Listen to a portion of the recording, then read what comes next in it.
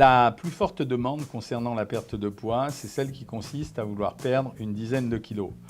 10 kilos, c'est intéressant. Pourquoi? Parce que c'est de taille en général. La plupart du temps, quand on demande à perdre 10 kilos, on le demande le dimanche ou le samedi et on voudrait que ça soit réalisé le mardi ou le mercredi. Il faut savoir que 10 kilos, ça représente en valeur calorique 10 kilos de graisse, 10 mg de graisse, c'est-à-dire 70 000 calories. Et tant que vous n'aurez pas fait l'économie de 70 000 calories par rapport à votre consommation régulière, ça ne marchera pas. Vous dépensez environ 2000 calories par jour.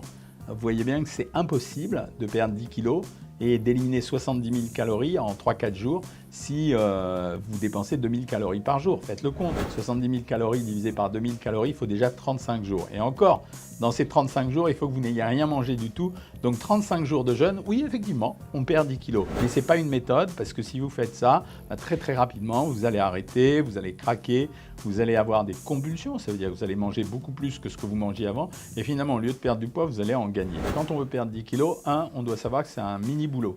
C'est-à-dire on doit se mettre au travail, on doit changer son comportement alimentaire, on va essayer de suivre un régime et dans ce régime, on va essayer de toucher l'équilibre entre manger suffisamment peu pour obtenir la perte de poids et manger suffisamment pour ne pas avoir trop de frustration.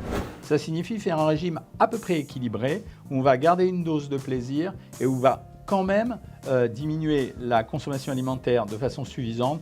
On compte en moyenne 400 à 500 calories par jour pour obtenir un amaigrissement, pour obtenir cette perte de poids. En termes pratiques, ça veut dire que chez les femmes, on donne dans un premier temps des régimes à 1400 calories. Ça leur permet de commencer à rééquilibrer leur alimentation, à perdre du poids et en même temps, on sait qu'à un moment donné, il y aura sûrement une stagnation. Et là, on fera des petites séquences de régimes peut-être plus difficiles pour éviter les paliers de stabilisation.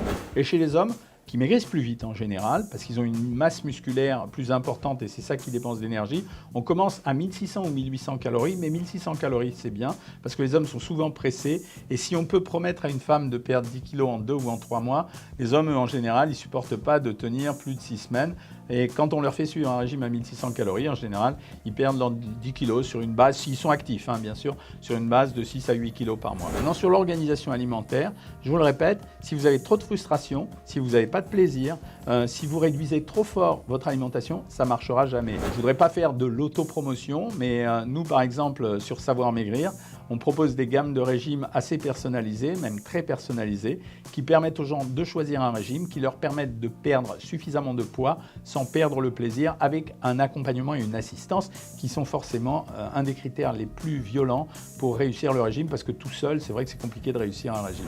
Voilà, si vous voulez avoir plus de renseignements, postez vos commentaires dessous et si vous avez des questions à me poser, n'hésitez pas, je suis là pour vous répondre. Salut!